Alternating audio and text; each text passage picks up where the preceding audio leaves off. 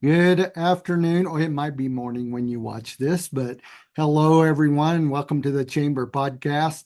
So, today we are delighted to have Katelyn Pay with us from the U.S. Chamber. Pay and Day. That got a rhyme, and we all like payday. It's all good. Welcome, Katelyn. So good to have you here with us today.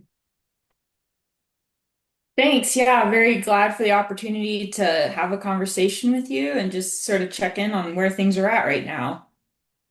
I guess I would just start by saying a thank you from us to the U.S. Chamber. We have found the U.S. Chamber, especially in recent years, to be a very steadfast partner in um, our pursuits for our business community, and we appreciate what you guys have been doing and the education that we get that we're able to pass on to our people. So I think first, just thank you for what you and all the team in DC do. And um, it's a big help for people to respond. So we are very appreciative. I think we'll start off today. Um, it's kind of a wild political world we live in. So tell us what the U.S. Chamber is up to. Um, what should our priorities be as business people around the country, and what should we be watching for? So really, there's two major pieces right now that are priorities for businesses that are just major news headlines even. So we've got tariffs, the issue of tariffs, that's become a major priority right now. We're talking huge impacts to companies, and so that's a number one priority. And number two, or rather number 1.1, if you will, right up there is what's going on in the US Congress with the reconciliation process and what we're looking at for real impacts on companies here going into the next year. So, one of the things that we've been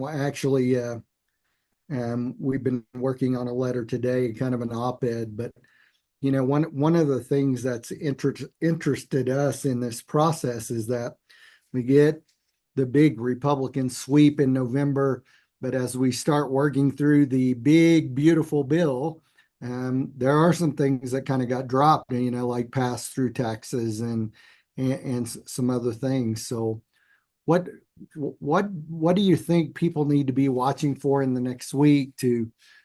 I mean, I think the devil's in the details, right? So the overall theme of we want to lower taxes for business, not miss out on those huge tax cuts that happened in 2017. Um, but we want to make sure that some things don't happen to us as we go through this. So tell us kind of how the U.S. Chamber is approaching some of these negotiations and advocacy efforts on the Hill, and what we ought to be thinking about at the local level. Right. So we're staying very actively engaged with our members of Congress. And right now, Congress is managing the reconciliation process, specifically in the House. And just to be very blunt, they're having a very hard time kind of managing this piece. Where they're at with this particular reconciliation bill on the House side is they have worked all of the different pieces through the committees, and that bill is now being considered in the Budget Committee, which has to have approval of the bill before it goes to the House floor for a vote. And so, bottom line, there's several sticking points within that bill that has caused the bill to sink actually today in the Budget Committee. And as of right now, they plan to be taking this bill back up Sunday night at 10 p.m. for a vote over the weekend and seeing if they can get any sort of ground. When I say sticking points, I really mean kind of three different areas. You're looking at taxes from the Ways and Means Committee. You're looking at salt in particular. There's a proposal to raise the cap of salt to $30,000, and you've got some members that are in the specifically New Jersey and New York delegation that would like to see that cap go up to $60,000. And so that's one piece that has been a major concern. And enough votes that remember, Republicans in particular have control of this legislation right now. They're only in a majority of two. They have more people that are concerned about that salt cap than two people. And so you've got that piece. And then you actually also have two other parts which ended up sinking the bill in the budget committee today. You have SNAP concerns and also changes to Medicaid. And those are very real issues that will impact employers, their employees, people in our community that caused the whole thing to tank today. So we'll see what happens when they come back at 10 p.m. on Sunday, if they can get this bill sailed into the floor for a vote in the House.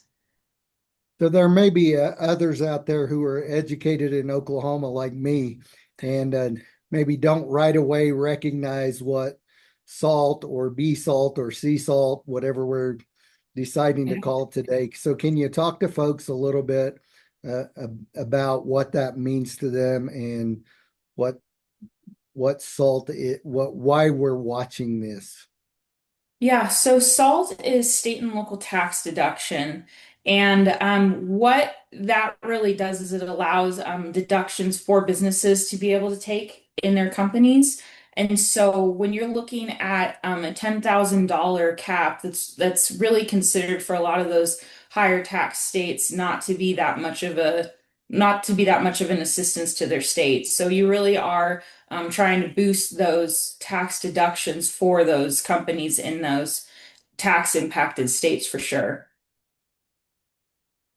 So, we talked about this quite a bit because Wyoming isn't a high tax state, right? But ultimately, we believe that any amount of savings we can get for our companies was definitely a benefit, and we've signed on the letters. We have an op-ed going out today about um, there's some other impacts of the salt that are pretty interesting, and we don't have time to get into all of those today, but maybe that'll be a teaser so they'll read my op-ed that we're going to get out. So, um, one of the things that I think when we start talking about these taxes, we hear again and again, well, these taxes are just for millionaires and billionaires. So, um, obviously, we know in the business community that is not the case. But, um, kind of from the U.S. Chamber's perspective, how have you messaged some of that to help people understand that,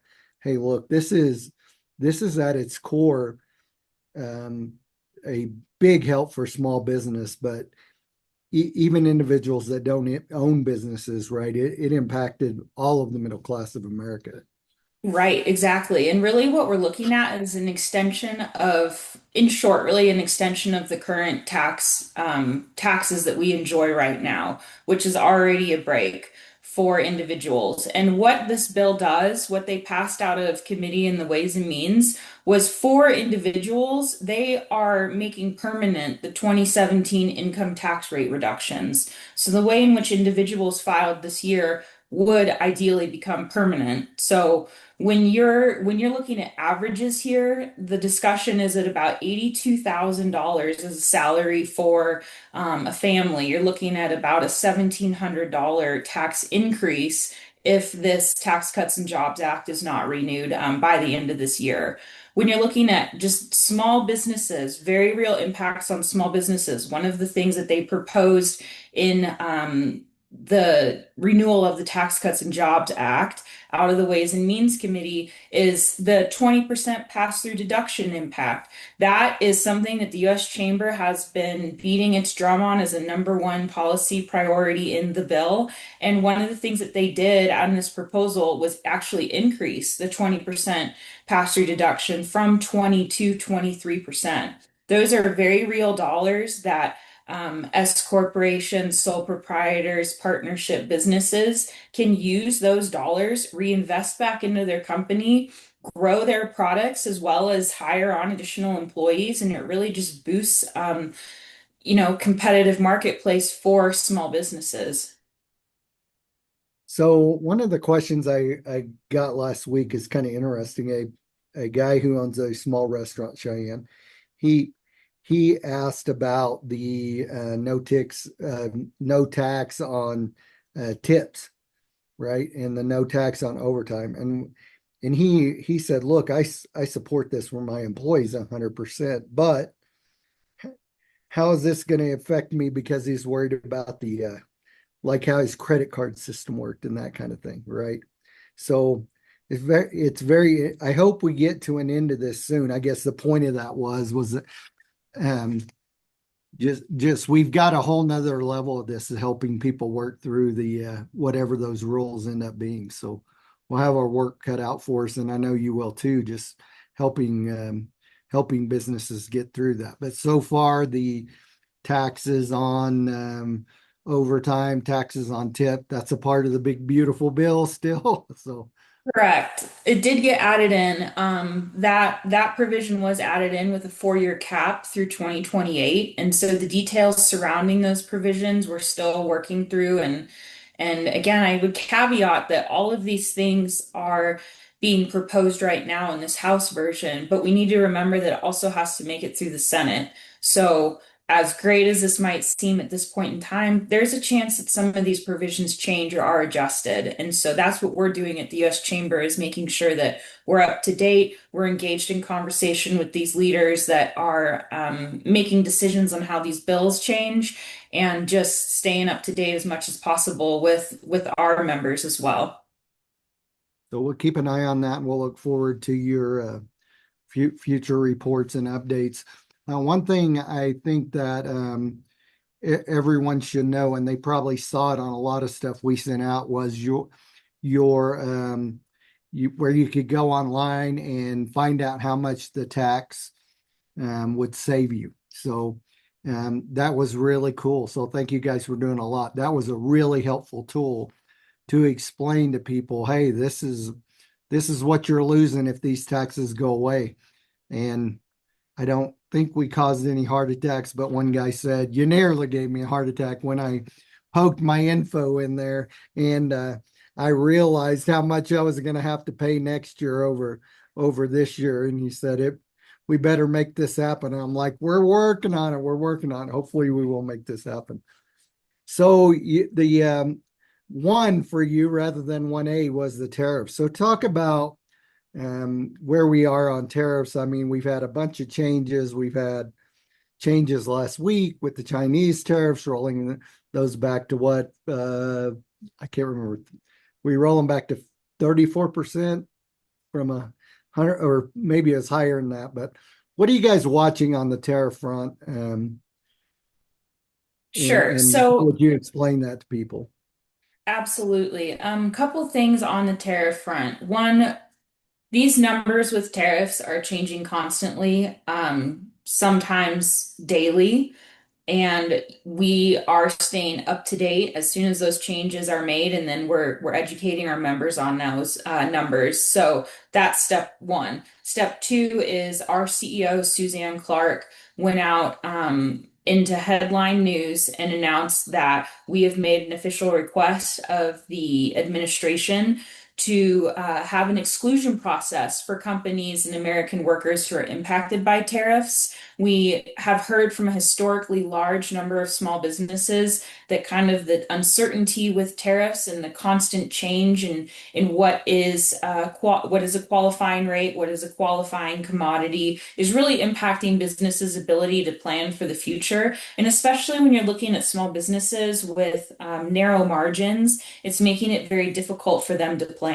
And so, in addition to requesting an exclusion for workers and companies, we also requested, and part of that was an exclusion for products that are not produced in the United States, such as bananas, cocoa.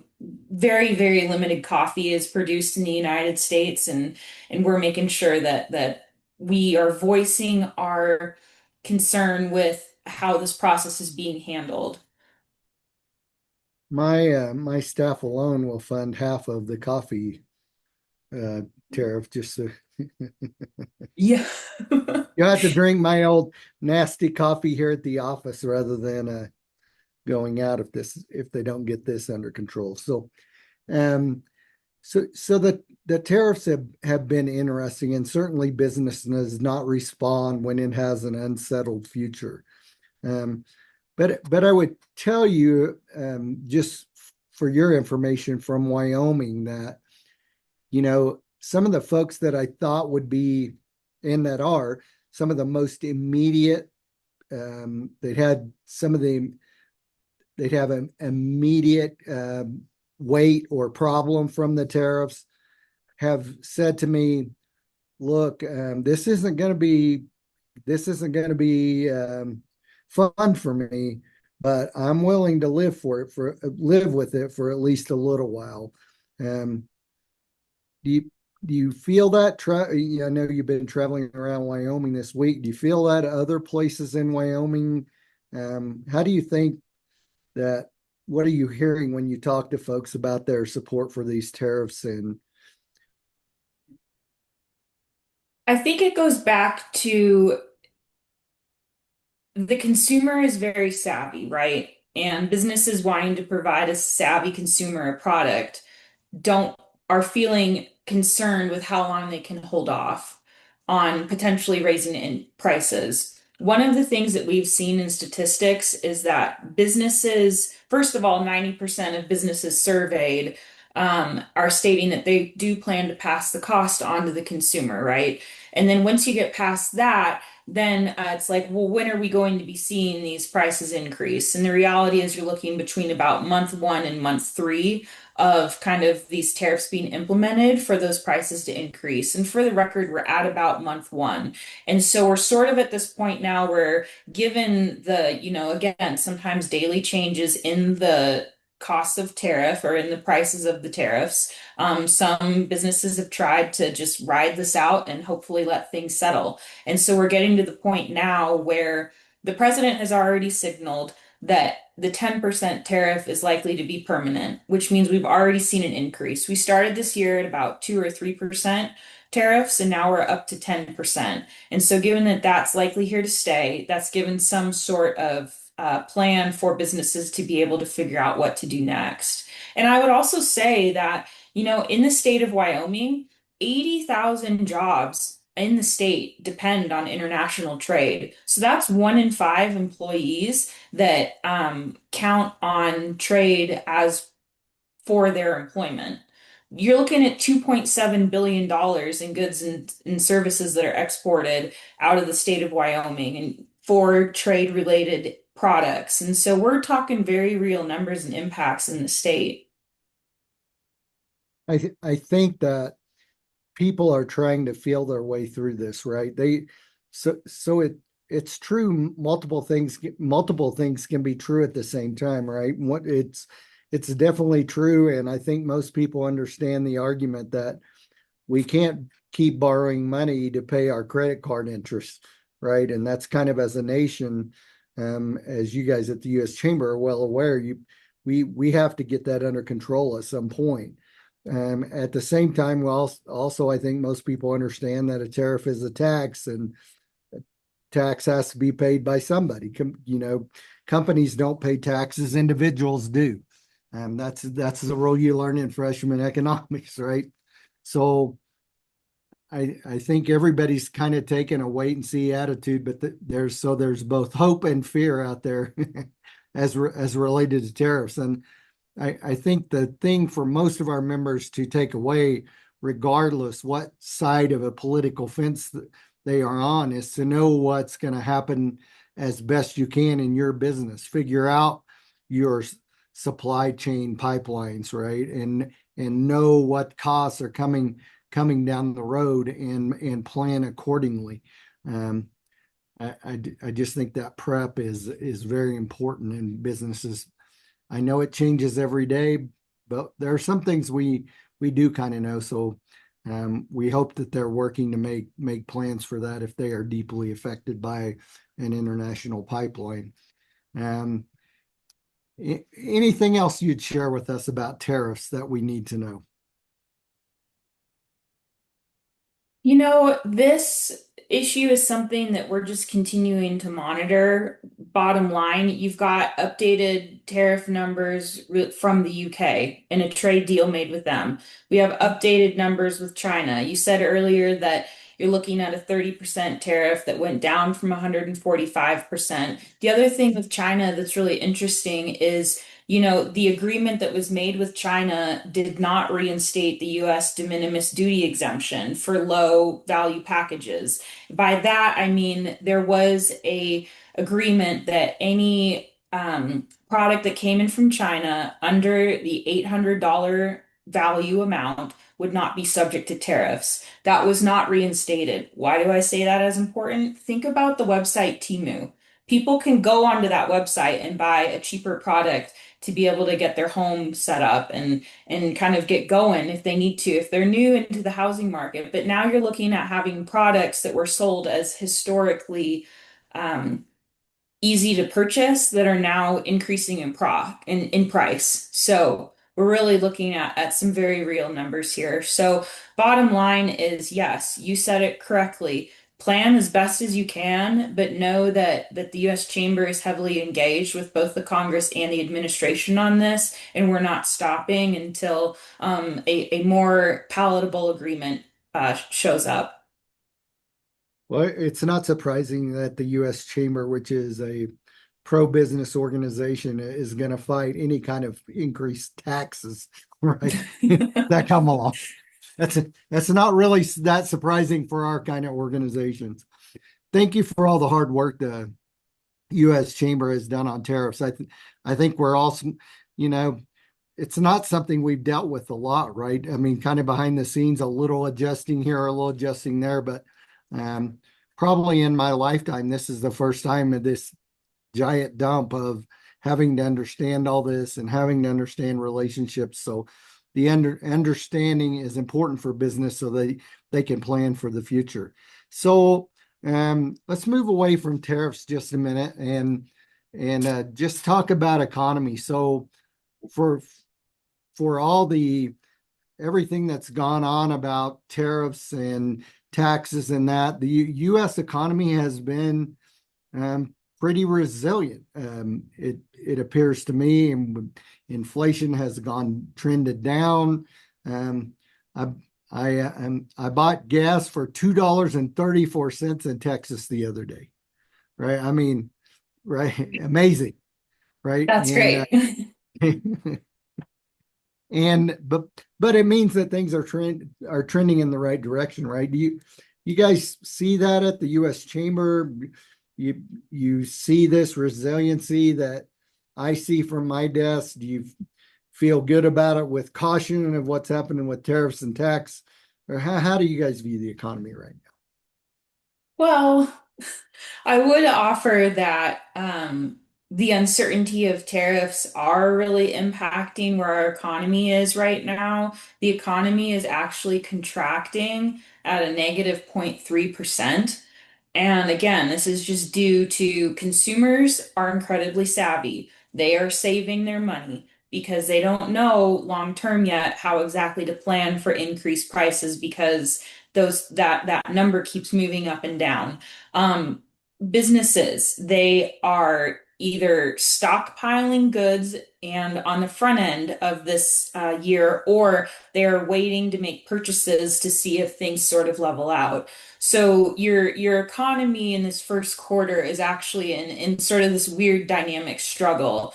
But at the same side, from an economic perspective, last year we ended at 2.8% growth, which is amazing. As we know, a strong and growing economy is at that 3% mark. So when you're looking at kind of the full year and last year, specifically in the economic piece, it's actually looking really good. It's just unfortunately this year with questions between taxes, mainly in the tariff space, it's just made it very difficult for people to figure out how to navigate what's going on.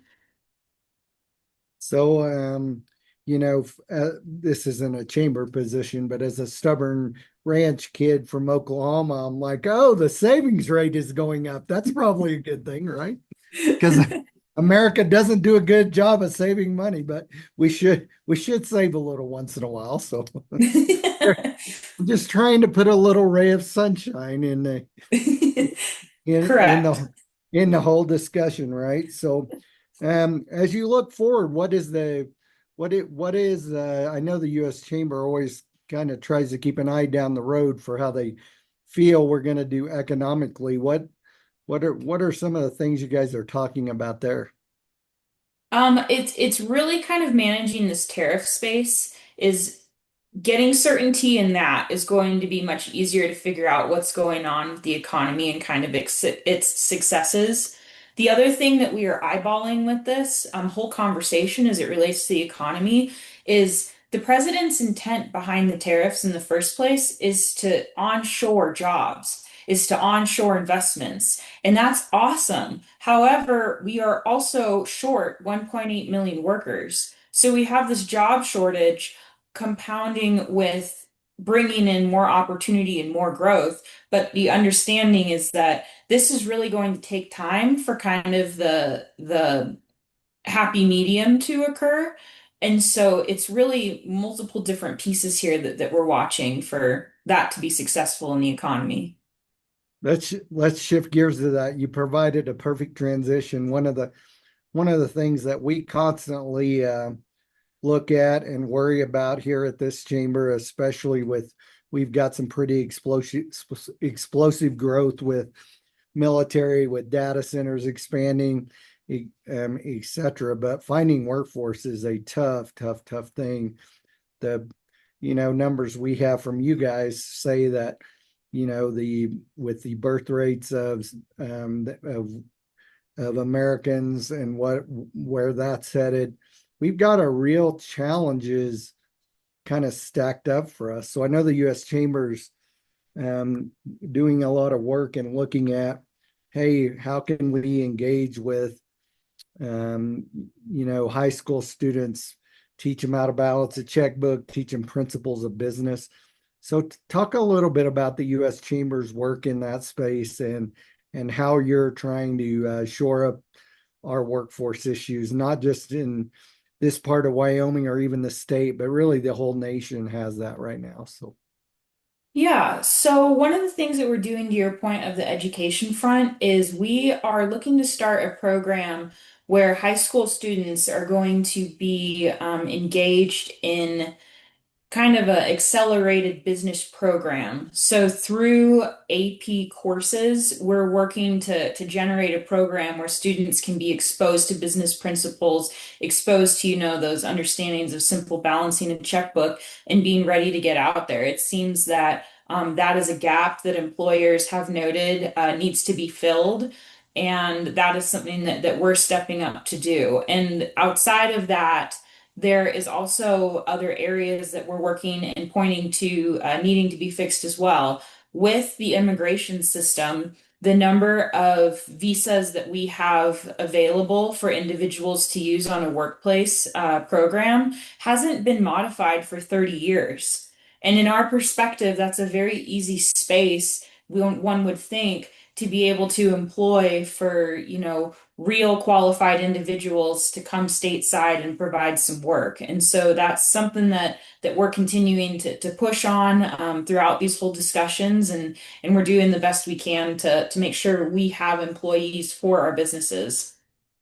that is one of the so first of all, that program you guys are working on, kudos. I think that can be very impactful across the entire country if we can roll that out as chambers in our prospective states, and certainly the Cheyenne Chamber will be doing everything we can on that front. Um, Secondly, you mentioned the immigration thing. It's a very interesting that while I mean certainly a large portion of Wyoming, but I think a large portion of the U.S. all condone closing the southern border and keeping those illegal immigrants out of the country. But the conversation that got lost in that was exactly what you mentioned about companies like, energy in the energy industry and ag industry and in service industry and in parts of our state related to tourism, that that discussion about how we expand those legal visas and get workers that we need here um, really has like fallen off the radar. So how are you guys working to have that discussion again? Because certainly we hear it a lot from our construction here in Cheyenne. Hey, I need to be able to get these workers with visas, and I don't want anybody coming here illegally, but surely there's a way to figure out how to fill some of these work gaps. So, what's the U.S. Chamber's engagement on that right now?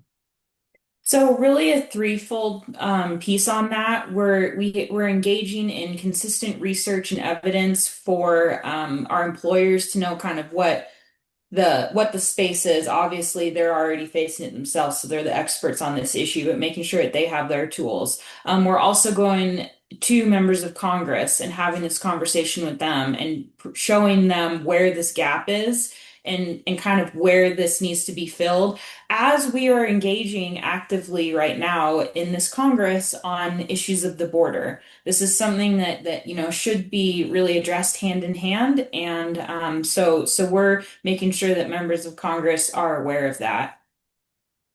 I've got a couple friends who work in the ag industry, and they're kind of in the Oklahoma, Texas, Kansas feedlot complex. But I had one of them say to me the other day, if you want to continue to eat steak, you better figure this out. And I'm like, that's putting a lot on me as a chamber director that you aren't a member of, brother. But Yeah. I get the point, right?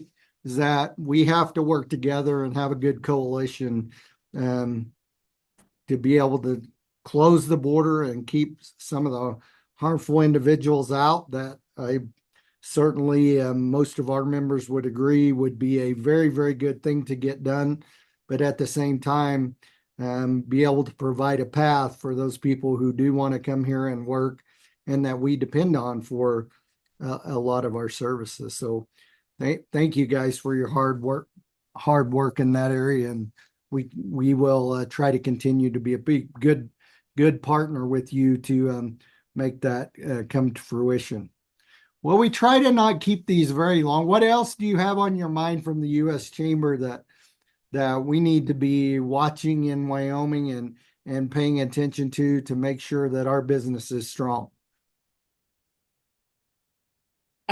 Really right now the priority issue is the tax legislation. Where that goes is definitely going to be changing the landscape for how businesses operate, whether it's through investments through the company, whether it's through employment and hiring, whether it's through long-term planning. I mean, the whole gamut of how a business can move forward really is impacted by the success of that bill. And so it's, just making sure that you're keeping an eye on on that piece. However, at the same side, we talked about tariffs earlier and the numbers are changing so constantly, and it's not expected that these businesses do know the numbers at every single step of the way. What is expected, though, is that the U.S. Chamber, with you guys as excellent partners, that we can use that relationship, get the information out to you and your members so that they are staying up to date as much as possible. So, as frustrating as it may be right now,